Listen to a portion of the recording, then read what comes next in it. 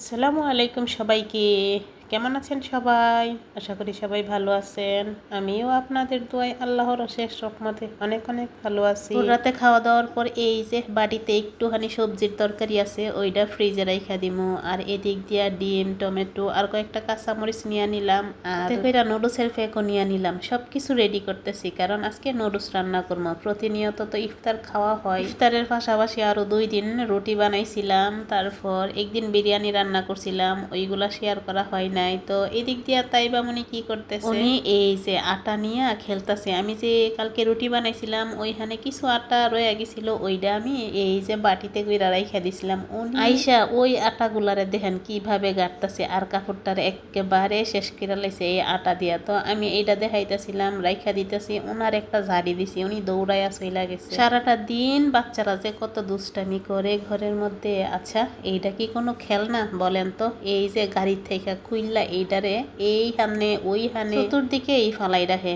আর এদিকে একটা পার্সেলও নিয়ে আইছিলাম। তো এইটা কি পার্সেল চলেন আপনাদের সাথে একটু শেয়ার করি। আমার বড় ছেলে খুলছিল, কিন্তু আমার আর খোলা হয় নাই। তো আমি ভাবলাম যে আপনাদের সাথে একটু শেয়ার করি এইটাতে কি নিয়ে আইলাম। চলেন তাইলে খুলি। এক হাতে মোবাইল দিয়ে রাখছি আর আরেক হাতে এই যে ভিডিও করতেছি। এইটা হইছে ফাইবার জুস। জানি দেখতেছি ফেসবুকে, টিকটকে সবখানে এইটা প্রচুর পরিমাণ ভাইরাল। আচ্ছা, এইটা খাওয়াতে নাকি মানুষের শরীরের অনেক ওজন কমতেছে। আমি সঠিক জানি না, কিন্তু তারপরে এত এত ভিডিও, তারপরে এত এত কমেন্ট, সব আপুরাই কমেন্ট বক্সে বলে ওনাদের নাকি শরীরের ওজন অনেকটাই কমতেছে। তো এই কারণে আমিও আর অপেক্ষা করতে পারলাম না, আমিও অর্ডার দিয়ে দিলাম। তো এইটা কতটুকু কাজ করব আমি সঠিক জানি না। তারপরে এইটা কি আসল নাকি নকল তাও বলতে পারি না। অনেকগুলা আইডিয়ার অনেকগুলা পেজ ঘোরার পর তারপর আমি অর্ডার দিছিলাম। তো এখন আইনা ফেলছি, দেখা যাক কি রকম কাজ করে, তারপর সবার সাথে আবার রিভিউ দেওয়া যাইব। এদিক দিয়া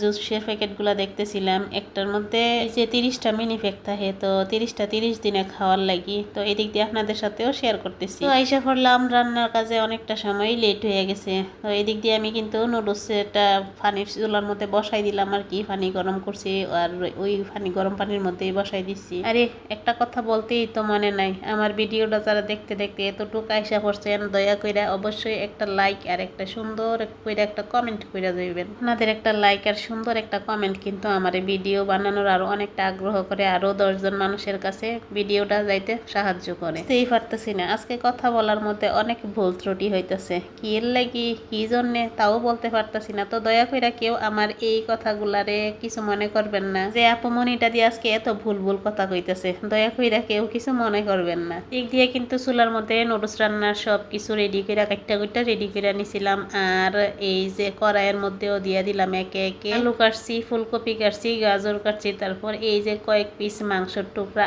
আর কয়েকটা চিংড়ি মাছ সাথে দিয়ে দিলাম এই যে কয়েক টুকরো পেঁয়াজ। আবার অনেকে বলবেন যে চিংড়ি মাছ কি নুডলসের মধ্যে দেয়? আমি দেই, কারণ আমার কাছে চিংড়ি মাছটা দিলে না অনেকটাই ভালো লাগে, অনেকটা গ্রান করে, আমার কাছে খুবই ভালো লাগে আর কি, এই জন্য দেই। তো যারা যারা চিংড়ি মাছ ব্যবহার করেন নাই অবশ্যই বাসার মধ্যে একদিন ট্রাই করবেন, দেখবেন কিরকম লাগে। আর সবার সবকিছু তো সমান না, বুঝছেন না? আমার কাছে ভালো লাগে, আপনার কাছে ভালো নাও লাগতে পারে। আজকে ভাবলাম যে আজকে ইফতারে অন্য কিছু বানাবো না, এদিক দিয়ে নুডলস রান্না করতেছি আর শরবত গুলমো, তারপর খেজুর, এইগুলা দিয়ে আজকে ইফতার করবো, তারপর ঝটপট ভাত খাইয়া নিমো। দিক দিয়ে কিন্তু আমার সবগুলো মনে করেন সবজি সিদ্ধ হয়ে গেছে, ভাজা হয়ে গেছে, কাঁচামরিচ দিয়া দিলাম। তো শেষ পর্যায়ে এই যে নুডলস গুলাও দিয়া দিলাম। বড় ছেলেরে বলছিলাম আমার বড় ছেলে যাতে ম্যাগি নুডলস গুলা নিয়ে আয়, কিন্তু এই যে লম্বা লম্বা কোকোলা নুডলস গুলা নিয়ে আইছে। তো আমি ফার্স্টে কিন্তু একলা মশলা দিয়ে দিছিলাম। তো আমার রান্নাটা কিন্তু এইদিকে কমপ্লিট হয়ে গেছে, ধনিয়ার পাতাও কয়েক টুকরা দিয়ে দিলাম। তো এখন নাড়াচাড়া দিলে কিন্তু রান্নাটা একেবারেই কমপ্লিট। তো নুডলস রান্নাটা কিন্তু আমার একেবারে শেষ পর্যায়ে, নুডলসটা একেবারে রান্না হয়ে গেছে। নুডলসের কালারটাও কিন্তু দেখতে সেই লাগতেছে, সব ধরনের সবজি দিয়ে রান্না করছি তো খুব সুন্দর একটা কালার আছে। তো ইয়ামিন মিয়া বৈশা রয়েছে, ভাবলাম উনারে আর ছোট জনরে আগে আগে একটু দিয়া নেই, ওনারা বৈশা বৈশা টুকটুক করে খাইবো। তো এই দিক দিয়ে ওনাদের জন্য কিন্তু আমি বাইরেও নিলাম, বাইরে নিলাম বলতে রেডি করে নিলাম। আর তাই বা উনি দেখেন এই দিক দিয়ে কি করছে, রান্না করতে করতে উনি যে এত কাজ করা করতে পারে। আমি ওই দিক দিয়া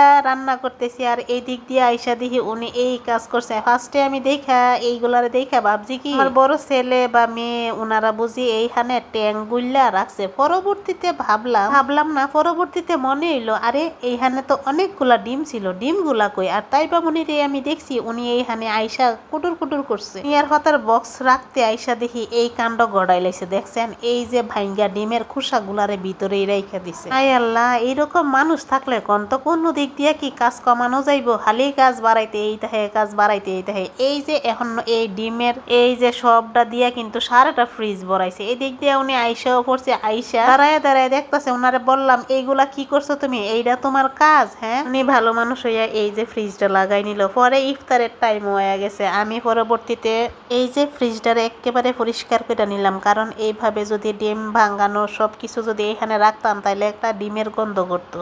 এই যে মাইয়া কত যে কাজ বাড়াইতে পারে। আমি এক দিক দিয়া কাজ কমাই আর আরেক দিক দিয়া উনি আইসা আইসা এই কাজ বাড়াই। এই যে কাজটা করলাম এইটা অযথা কাজ না বলেন তো? ওই দিক দিয়ে সব কাজ গুছাই আইলাম আর এই দিক দিয়ে আবার নতুন করে কাজ করলাম। তো আমার ভিডিওটা কিরকম হয়েছে অবশ্যই সবাই কমেন্ট করে বলবেন। এখানেই বিদায় নিলাম। ভালো থাকবেন সবাই। আল্লাহ হাফেজ।